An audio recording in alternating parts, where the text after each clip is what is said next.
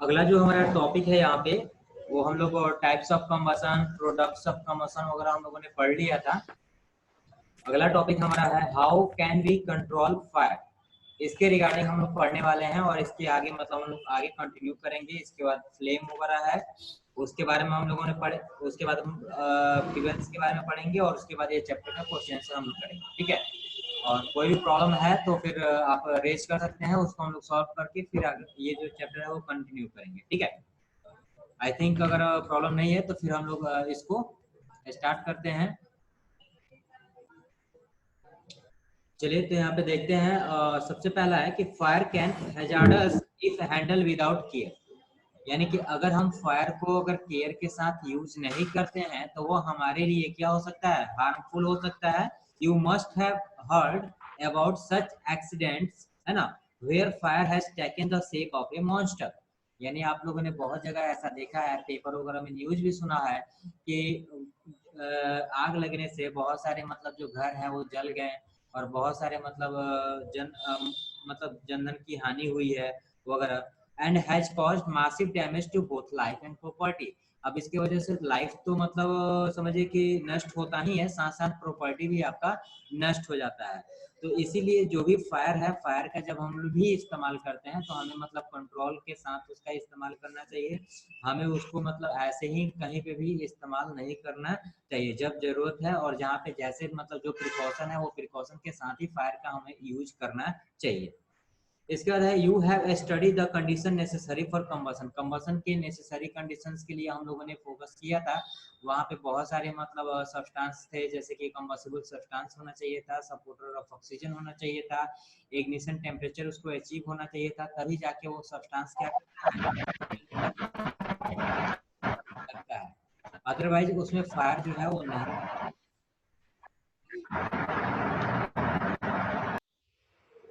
ठीक है। इसके बाद अगर आगे हम लोग यहाँ पे देखें, therefore fire can be extinguished by targeting this condition in the following way। अब इस तरह से हम फायर को क्या कर सकते हैं, इन द फॉलोइंग वेज में हम उसको टारगेट कर सकते हैं और उसको मतलब कहीं पे भी अगर फायर कैच करता है तो उसको हम लोग वहाँ पे प्रिवेंट कर सकते हैं और वहाँ पे हम लोग उसको रोकथाम कर सकते हैं कि आग ज्यादा नहीं फैले। If possible, combustible substances should be quickly removed from the affected area। आप मान लीजिए कि जहाँ पे आग लगी हुई है तो वहाँ पे जो भी सब्सटेंसेस आसपास में हैं जो जल सकते हैं, हमें उस सब्सटेंस को यथासंभव क्या करना चाहिए, वहां से रिमूव कर देना चाहिए ताकि आग की लपटें जो है वो ज्यादा से ज्यादा न फैले। इसके बाद यहाँ पे है bringing the temperature of the substance below it's ignition temperature. अब मान लीजिए कि जो सब्सटेंस जल रहा है उसका जो इग्निशन टेम्परेचर है वो कम है, तो उसमें आग लग गया और वो जल रहा है, तो हम क्या करेंगे, उसको पानी से गीला करके या फिर उसके ऊपर बालू या मिट्टी डालकर हम उसके इग्निशन टेम्परेचर को लो कर हाई कर सकते हैं, जिसकी वजह से उसमें यदि आग लगी भी हुई होती है तो वो आग जो है वो मतलब बुझ जाती है और कोई मतलब ज्यादा प्रॉब्लम वहाँ पे क्रिएट नहीं होता है। तो यहाँ पे दूसरा पॉइंट है ये। और तीसरा था कि supply of supporter of combustion, यानी कि जो भी जब भी फायर कैच होता है तो वहाँ पे जो सपोर्टर है, तो मेनली यहाँ पे सपोर्टर के रूप में कौन सा आता है जी, ऑक्सीजन। यानी कि यदि हम ऑक्सीजन का सप्लाई जो है वहाँ पे अगर काट देते हैं, एक्चुअली ऑक्सीजन का सप्लाई हम इस तरह से काटते हैं कि जैसे मान लीजिए कि किसी प्लेस में आग लगी हुई है तो हम उसके आसपास में कार्बन डाइऑक्साइड गैस का जो लेयर है वो इकट्ठा कर देते हैं। तो जैसे ही कार्बन डाइऑक्साइड गैस का लेयर उस आग के चारों तरफ अगर इकट्ठा कर देंगे तो वो जो आग है वो ऑटोमेटिक मतलब क्या होगा, खत्म हो जाएगा। कोई प्रॉब्लम नहीं होगा क्योंकि उसको ऑक्सीजन जलने के लिए नहीं मिलेगा और ऑक्सीजन नहीं मिलेगा तो उस केसेस में आग ज्यादा नहीं फैलेगा। क्लियर है।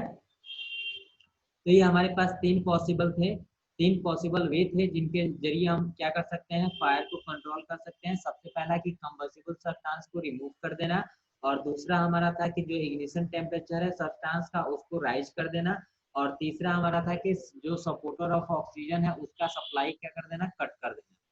ये तीन अगर काम हम लोग करते हैं तो कहीं पे भी आग अगर लगा हुआ है तो हम उस पर नियंत्रण पा सकते हैं, हम उसको कंट्रोल कर सकते हैं। इसके बाद है फायर एक्सटिंग्विशर है, तो ये एक यंत्र है और इसको हम लोग आग बुझाने वाला यंत्र कहते हैं। और ये आप लोग पिक्चर में देख सकते हैं, पेज नंबर 66 में यहाँ पे तीन सिलेंडर दिए गए हैं।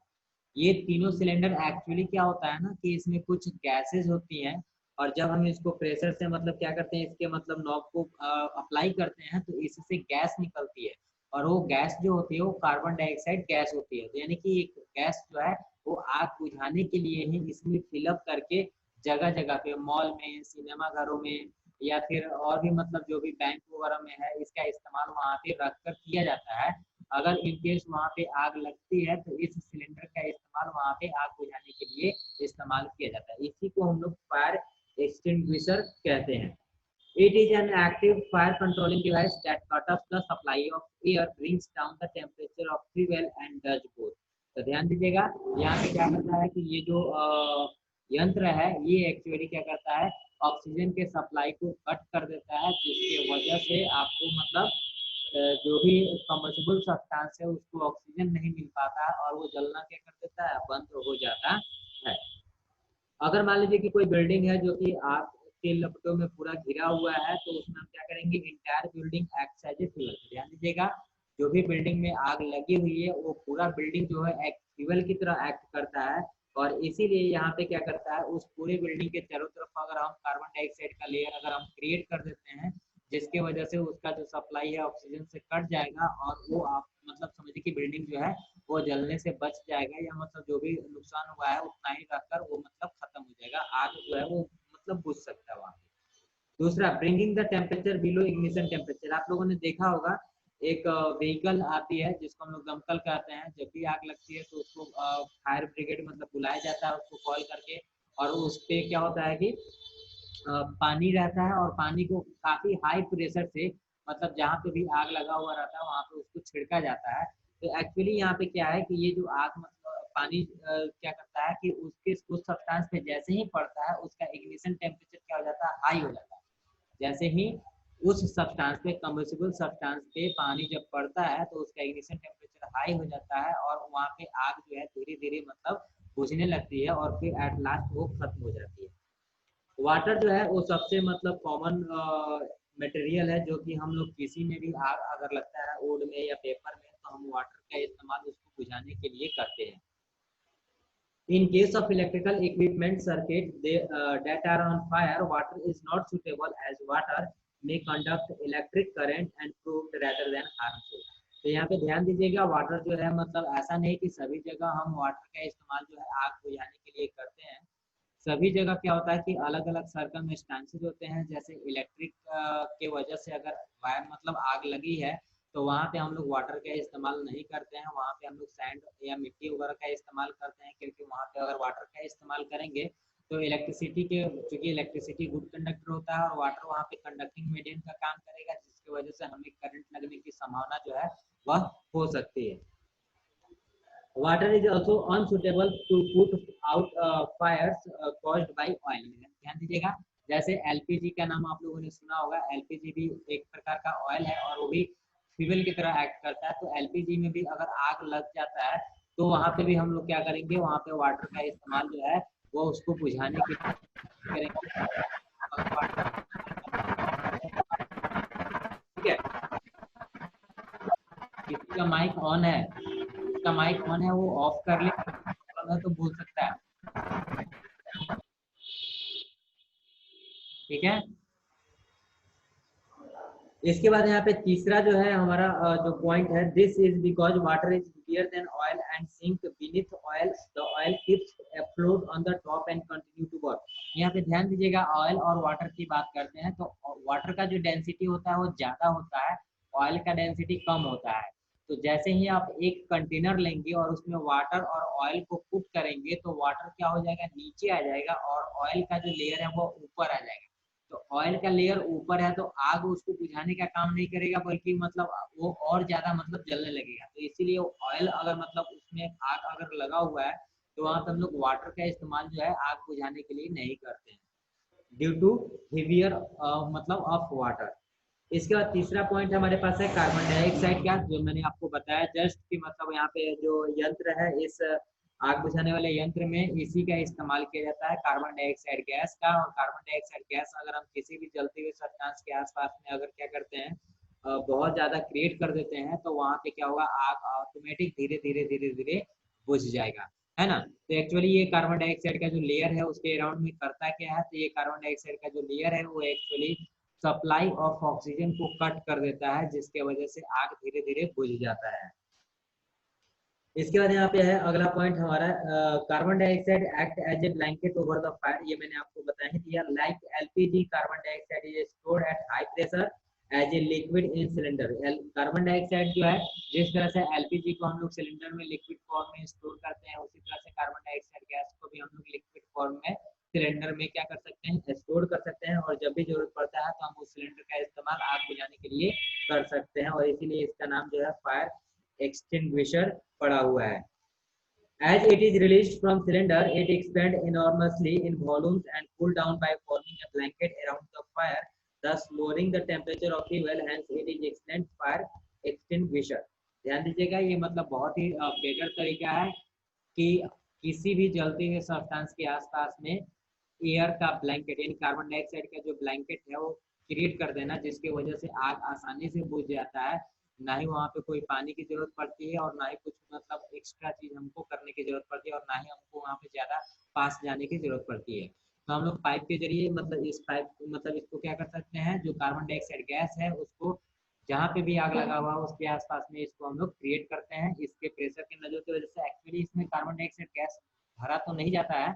एक्चुअली यहाँ पे एक केमिकल्स इस्तेमाल किया जाता है, सल्फ्यूरिक एसिड और एक सोडियम बाइकार्बोनेट का इस्तेमाल किया जाता है। और जब वो दोनों एक दूसरे से रिएक्ट करते हैं तो कार्बन डाइऑक्साइड का गैस का फॉर्मेशन जो है काफी ज्यादा अमाउंट में होता है। तो यहाँ पे जो कार्बन डाइऑक्साइड है वो लिक्विड फॉर्म में नहीं यूज किया जाता है। ये आगे हम लोग 10th क्लास में पढ़ेंगे कि वहाँ पे इस सिलेंडर के अंदर क्या क्या रहता है। इसके बाद another way of using carbon dioxide too this is by putting dry powder of chemical such as sodium bicarbonate. हाँ ध्यान दीजिएगा, सोडियम बाइकार्बोनेट वही लिखा हुआ है जिसको हम लोग बेकिंग सोडा कहते हैं या पोटेशियम बाइकार्बोनेट कहते हैं, और उसी में हम लोग सोडा एसिड फायर ये रिएक्शन होता है। मतलब अगर हम बेकिंग सोडियम बाइकार्बोनेट का रिएक्शन यदि किसी एसिड के साथ कराते हैं तो उस केसेस में हमको काफी ज्यादा मात्रा में कार्बन डाइऑक्साइड निकलता है गैस, और इसी मिश्रण का इस्तेमाल किसी भी इस सिलेंडर में किया जाता है जिससे आग बुझाया जाता है। तो ये रिएक्शन जैसे ही होता है वैसे ही वहाँ पे मतलब उसके नोजल से काफी ज्यादा मात्रा में कार्बन डाइऑक्साइड गैस जो है वो बाहर आने लगता है। जहाँ पे इसको जहाँ पे भी हम रखेंगे यानी कि उसके आसपास में पूरा कार्बन डाइऑक्साइड गैस आ जाएगा, जिसके वजह से वो सप्लाई मतलब ऑक्सीजन का सप्लाई वहाँ पे कट करने में आसानी होती है, और फिर वहाँ पे अगर आग लगा हुआ है तो वो आग बुझ जाएगा, और नहीं है तो फिर कोई प्रॉब्लम ही नहीं। इसका तीसरा हमारा जो पॉइंट है वो फ्लेम के रिगार्डिंग है। आपने सभी लोग कैंडल जलाया होगा और कैंडल में एक फ्लेम आपको दिखाई देता है, और वो कैंडल का जो फ्लेम है आपको कुछ येलो कलर का दिखाई देता है, उसका नीचे वाला पार्ट जो है ब्लू कलर का दिखाई देता है, और उसके कुछ और नीचे ब्लैक कलर का पार्ट दिखाई देता है।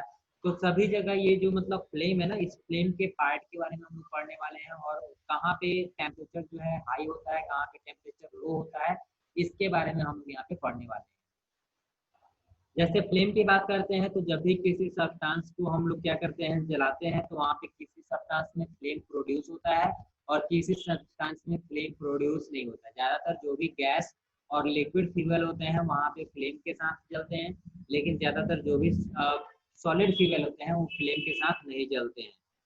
The substance that vaporises on heating burns with a flame, यानी कि वैसे सब्सटेंस जो कि हीट करने पर वेपराइज हो जाते हैं वैसे सब्सटेंस फ्लेम के साथ जलते हैं, और वैसे सब्सटेंस जो कि हीट करने पर वेपराइज नहीं होते हैं वो फ्लेम के साथ नहीं जलते हैं। तो ये ध्यान में दीजिएगा। For a flame to be produce during combustion both combustible substance and supporter of combustion must be gases.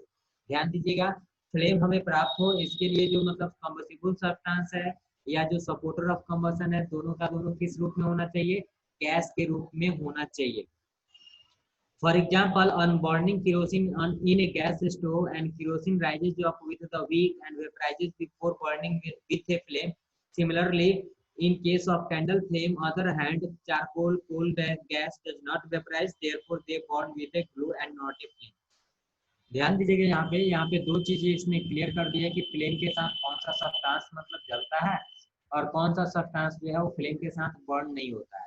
तो वैसे सब्सटेंस जो कि गर्म करने पर वेपराइज हो जाते हैं मतलब गैस में बदल जाते हैं, वैसे सब्सटेंस जो है वह फ्लेम के साथ चलेंगे, और जो मतलब वेपराइज नहीं होते हैं, मतलब गर्म करने पर वेपराइज नहीं होते हैं, वो फ्लेम के साथ नहीं जलेंगे।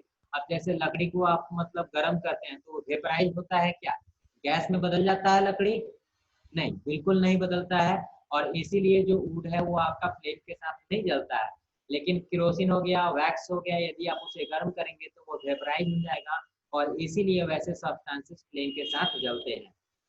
इसका अगला हमारे पास यहाँ पे टॉपिक है कैंडल फ्लेम के बारे में, यानी कि कैंडल फ्लेम के बारे में यहाँ पे हम लोग स्टडी करेंगे। कैंडल जो है वो एक सॉलिड ब्लॉक ऑफ फ्यूल है जिस वैक्स से बना होता है। और पैराफिन वैक्स आप लोगों ने पढ़ा था, पेट्रोलियम का एक प्रोडक्ट है जिससे हम लोग कैंडल बनाते हैं। एंड एम्बेडेड विक मेड, हाँ बोलिए। पूछेगा। ठीक है चलिए। इसके बाद यहाँ पे है कि an embedded wick made up of absorbable materials, candles can also be made from beeswax and plant wax. हाँ, कैंडल का जो निर्माण है वो वहाँ पेट्रोलियम से तो करते ही करते हैं, उसके साथ में हम लोग इसका इस्तेमाल जो निर्माण है वो प्लांट से भी करते हैं। Nowadays most candles are made from paraffin. ये ही पैराफिन है जो हम लोग कहाँ से प्राप्त करते हैं, पेट्रोलियम से प्राप्त करते हैं। यानी कि ज्यादातर कैंडल जो है वो कहाँ से बनता है जी, पेट्रोलियम से बनता है। ठीक है, किससे, तो पैराफिन से। पैराफिन एक पेट्रोलियम का प्रोडक्ट है जिससे हम लोग कैंडल बनाते हैं। When a candle is lit, the heat of match stick used to light the candle melts and vaporizes a small amount of wax near the wick, and once vaporized, it combined with oxygen in the atmosphere to form a flame. तो आपने यहाँ पे क्या देखा कि जब भी हम उसको क्या करते हैं, जलाते हैं मैच स्टिक से, तो क्या होता है, कैंडल जो है जो वैक्स है वो धीरे धीरे मेल्ट करता है और फिर वेपराइज होता है, और फिर वो क्या होता है, जलने लगता है। यानी कि वो ऑक्सीजन से कंबाइन करता है और उसके बाद वो जलने लगता है और फ्लेम प्रोड्यूस करता है जब भी कैंडल जलाते हैं। This flame provides sufficient heat to keep the candle burning through a self-sustaining chain of events, and the heat of flame melts the top of end of the fuel. यहाँ पे ध्यान दीजिएगा कि जो कैंडल है जब भी हम उसको जलाते हैं तो टॉप से जो भी टॉप लेयर की मतलब वैक्स होती है वो धीरे धीरे मेल्ट करती हैं, और कुछ वेपराइज होती हैं, और कुछ जो है नीचे मतलब आ जाती है, कुछ मतलब वो पिघल कर मेल्ट होकर धीरे धीरे नीचे आती हैं। और जो ऊपर रहता है वो धीरे धीरे मतलब लिक्विड में, सॉलिड से लिक्विड और लिक्विड से गैस, और जो गैस में बदलता है फिर वही मतलब वैक्स जो है वो आपका जलता है ना। इसके बाद हमारे पास है कि मतलब कैंडल फ्लेम में कितने जोन्स होते हैं, तो कैंडल फ्लेम्स में यहाँ पे 3 जोन्स हैं। There are 3 zones of a candle flame. और इसमें पहला जोन है वो आउटर जोन है, दूसरा जो है मिडिल जोन है, और तीसरा जो है इनर मोस्ट जोन है। तो यहाँ पे ध्यान दीजिएगा, हम लोगों को सबके बारे में, सब जोन्स के बारे में पढ़ना है, तो हम सबसे पहले आउटर जोन्स के बारे में पढ़ेंगे। देखिए, outer zone of the flame is also called non luminous zone, यानी ऐसा जोन जहाँ पे मतलब कोई रोशनी नहीं होती है, वैसे जोन को हम लोग आउटर जोन कहते हैं, या फिर उसे हम नॉन लुमिनस जोन भी कहते हैं। Complete combustion takes place here as the wax vaporizes get sufficient oxygen from the air। अब जाहिर सी बात है आउटर जोन को ऑक्सीजन बहुत ही ज्यादा मिलेगा, और इसीलिए वहां पे जो कंबसन है वो काफी ज्यादा होगा। आउटर लेयर को, कैंडल का फ्लेम का जो आउटर लेयर है वहां पे ऑक्सीजन का सप्लाई बहुत ज्यादा होता है, जिसके वजह से वहां पे मतलब जो वैक्स है काफी ज्यादा वेपर में कन्वर्ट होगा, और वहां पे मतलब जो हॉटेस्ट रीजन एक तरह से कह सकते हैं, तो यह मतलब हो सकता है। सो it is also called the zone of the complete combustion. जहाँ पे कंप्लीट कंबसन होगा वह जोन कैसा होगा, हॉटेस्ट होगा। मतलब सबसे ज्यादा गर्म भाग जो है वो कौन सा होगा जी, आउटर जोन होता है। Due to complete combustion this zone is very thin and blue in colour. और ये जोन जो है वो ब्लू कलर में होता है। तो आप लोग समझ ही गए होंगे कि blue part of the candle flame कौन सा होता है, नीचे या ऊपर। सिमरन, कौन सा पार्ट होता है जी कैंडल फ्लेम में, आपने ब्लू पार्ट देखा है?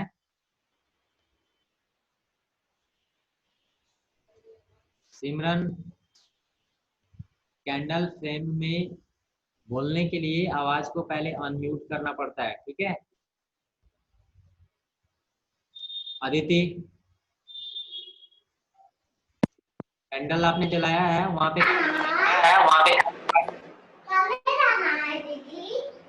सब नीचे होता है ब्लू फ्लेम। ठीक है जी। तो यहाँ पे ध्यान दीजिएगा, जो मतलब है वहाँ पे आप यहाँ पे देख सकते हैं पेज नंबर 68 में आपको वहाँ पे दिखाई दे रहा होगा कि ब्लू पार्ट आपको कहाँ पे दिख रहा है। ठीक है, आगे हम लोग देख लेते हैं। This is the hottest zone of candle flame and is faintly visible.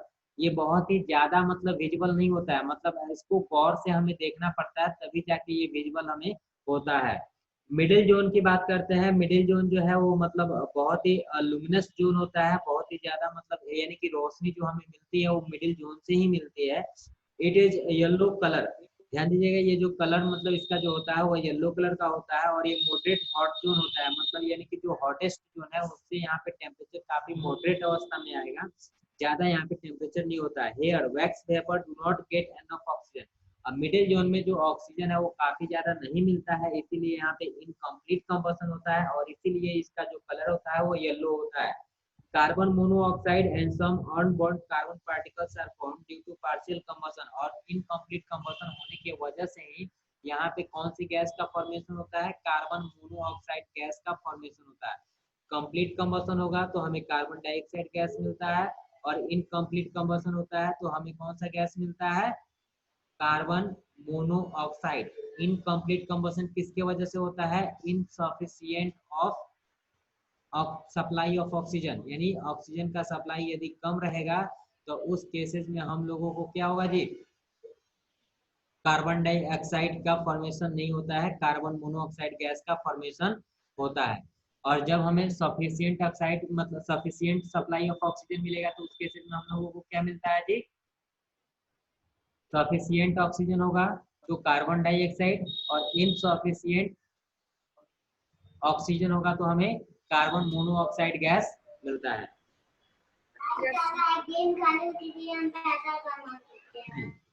इसके बाद यहाँ पे कार्बन मोनोऑक्साइड एंड सम, और ये हम लोग देख लिए। This unburned carbon particles make the flame luminous and glow in yellow colour. और मैंने आपको पहले ही बता दिया था कि इस पार्ट का जो मिडिल जोन का जो कलर है वह येलो कलर का होता है। इट इमिट्स मैक्सिमम लाइट, और बहुत ज्यादा प्रकाश जो है हम इसी मीडियम मतलब जोन से हम लोग प्राप्त करते हैं। This zone leaves black soot and carbon particles as residue on the object and come in contact with the zone। तो ध्यान दीजिएगा, जो भी सब्सटेंस इसके टच में आएगा तो उसका जो कलर है वो थोड़ा सा ब्लैक कलर का हो जाता है। Do this activity to understand the middle zone more clearly. तो ये आप एक्टिविटी जो है वो खुद से करके देखिएगा, बाद बाकी हम लोग बाद में इसको समझेंगे। इसके बाद हमारे पास आता है इनर मोस्ट जोन, यानी कि सबसे मोस्ट इंपॉर्टेंट पार्ट है। Dark zone is the area just around the wick. Wick के पास में जो एरिया होता है वह इनर मोस्ट जोन कहलाता है। आप यहाँ पे पेज नंबर 68 में जो कैंडल वाला फ्रेम है वहां पे देख सकते हैं, सबसे ब्लू कलर के नीचे वाला जो जोन है वो आपका कौन सा जोन है जी, इनर मोस्ट जोन है। Which is black in colour, और इसका कलर जो होता है ब्लैक होता है। Which it is called dark zone, और इसीलिए हम इसको डार्क जोन कहते हैं। In this zone no combustion of wax, और यहाँ पे कोई भी कंबशन वैक्स का नहीं होता है, क्योंकि यहाँ पे ऑक्सीजन का सप्लाई ही नहीं होता है, और यहाँ पे कोई भी वैक्स जो है मेल्ट करता है, और मेल्ट करके क्या होता है धीरे धीरे नीचे आ जाता है। ध्यान दीजिएगा, there is no oxygen available for burning in inner most zone of the flame, so it is also called the zone of no combustion. यानी यह ऐसा जोन है जहाँ पे मतलब कोई भी कंबशन नहीं होता है, और ये सबसे कम गर्म रहने वाला ये क्षेत्र है। और it mainly consist of wax vapour, और यहाँ पे मेनली क्या होता है, वैक्स वेपर मौजूद होता है। ठीक है, कोई दिक्कत यहाँ पे आप लोगों को? No sir. चलिए, तो अगला टॉपिक हमारा मतलब फ्यूल है, तो फ्यूल हम लोग अगले क्लास के लिए रह देते हैं। फ्यूल क्लास अगले क्लासेस में हम लोग फ्यूल से संबंधित मतलब सारी चीजें पढ़ेंगे। उम्मीद करते हैं कि ये फ्लेम और how can we control fire ये आप लोगों को समझ में आ गया होगा। यहाँ पे HW आप लोगों के लिए ये रहेगा कि जो भी मतलब ऑब्जेक्टिव क्वेश्चन है या मैच द फॉलोइंग है, ट्रू फॉल्स है, ABC और D, ये आप लोगों को मतलब बनाना है। ठीक है, C एंड D आप लोगों को क्या करना है, ये बना के मतलब लाना है, और फिर आगे हम लोग मतलब इसको कल हो सकेगा तो खत्म करने के बाद अगर समय बचेगा तो इसे हम लोग मिला भी लेंगे, और उसके बाद इस चैप्टर का आप लोग फेयर कर लीजिएगा। ठीक है, तो दिक्कत नो सर। पिछले चैप्टर का कंप्लीट हो गया है सभी का फेयर? कोई ऐसा मतलब है जो मतलब वो फेयर नहीं किया है? कोल एंड पेट्रोलियम का सभी का कंप्लीट हो गया है। Yes sir.